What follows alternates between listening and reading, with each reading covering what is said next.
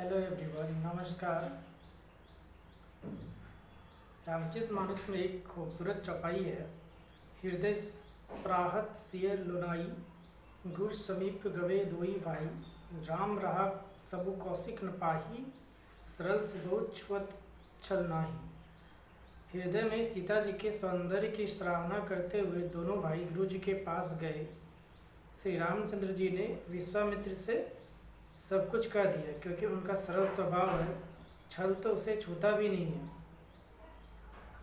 आज के समय में बदलती परिस्थिति के अनुसार जहाँ शिक्षा दोनों वर्गों को एक साथ देने की बात आ रही है, वहाँ अगर किसी के साथ आकर्षण होता है, प्यार की बातें होती है, तो क्या ये बात अपने बच्चों को आज के पेरेंट्स से बच्चे कह पाते हैं, जिसका परिणाम वो कुछ गलत रास्ते का। जबकि त्रेता युग में भगवान श्री राम ने ये सीता जी का ही प्रसंग है, जब वो अहिल्या को पत्थर से मुक्त करके जब जनक जी के दरबार में गए थे, तब उन्होंने सीता जी को देखा था और अपने मन की बात अपने ही गुरु विश्वामित्र से कहने में किसी प्रकार का संकोच नहीं किया, और अपने छोटे भाई लक्ष्मण से भी को भी बताने में उन्होंने कोई संकोच नहीं किया। पर आज रामायण का हवाला दे के कई सारी चीज़ों पर जो हमें चुप करा दिया जाता है, गीता का हवाला दे के चुप करा देते, तो स्पष्ट है कि लोग रामायण और गीता को अच्छे से समझते नहीं हैं। कई सारे प्रसंगों पे मैं सवाल ज़रूर उठाऊंगा कि आज बच्चे बिल्कुल बिना डर कर अपने माता पिता से अपने मन की बात कह पाते हैं। कैरियर उनके ऊपर थोपा जाता है, चाहे वो इकोनॉमिक कैरियर हो या लाइफ कैरियर हो, चाहे पैसे कमाने के रास्ते का कोई कैरियर हो, कोई भी कैरियर हो, या शादी या सर्विस सेवा या किसी सेवा जैसे किसी शादी जैसे किसी सेवा का कैरियर चूज करना हो, बस थोप दे इसके साथ यही कैरियर चुनना है, तभी आगे। क्या बच्चे अपने मन की बात अपने पेरेंट्स से कह पा रहे हैं?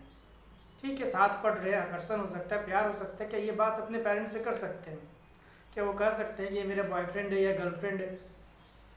जबकि राम जी तो स्पष्ट कह रहे, अपने गुरु जी से अपने मन की बात पूरी कह रहे, क्योंकि उनके मन में कोई छल नहीं है। फिर भी लोग आज के संदर्भ में देखा जाए तो क्या ये संभव हो पा रहा है? कुछ लोग बेवजह मुझे रामायण, ऐसे भी इंटरनेट पे काफ़ी सारे फॉल्स बातें रामायण और गीता के नाम पे प्रचलित हो चुकी है, तो खुद से पढ़िए। आपका ही बच्चे हैं, आपके ही कोई रिलेटिव्स हैं जो कुछ ऐसा वैसा कर सकते हैं, क्योंकि आकर्षण और प्यार प्रकृति का नियम है। आप इसमें आप चाह करके भी आप इसे रोक नहीं सकते।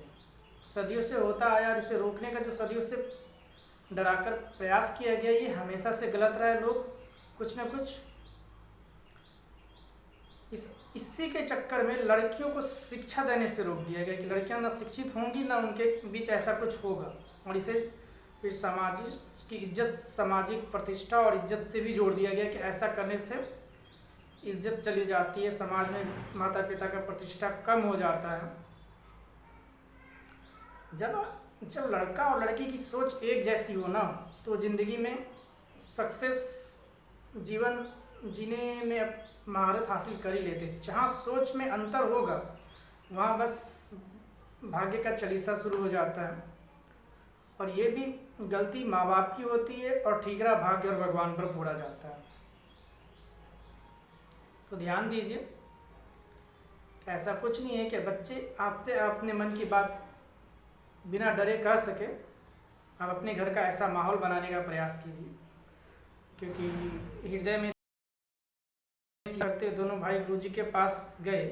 श्री रामचंद्र जी ने विश्वामित्र से सब कुछ कह दिया, क्योंकि उनका सरल स्वभाव है।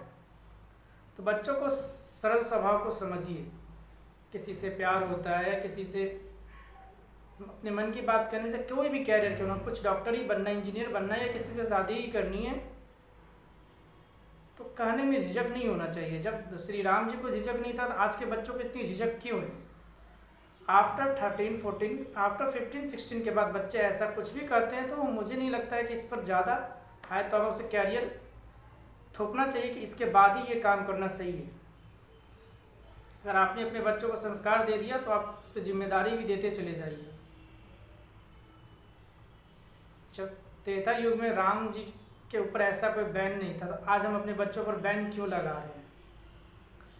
जो पढ़ रहे हैं, जो कर रहे हैं, कुछ जो नया सीख रहे हैं, उसी अनुसार तो रिएक्ट भी कर रहे हैं। Thank you.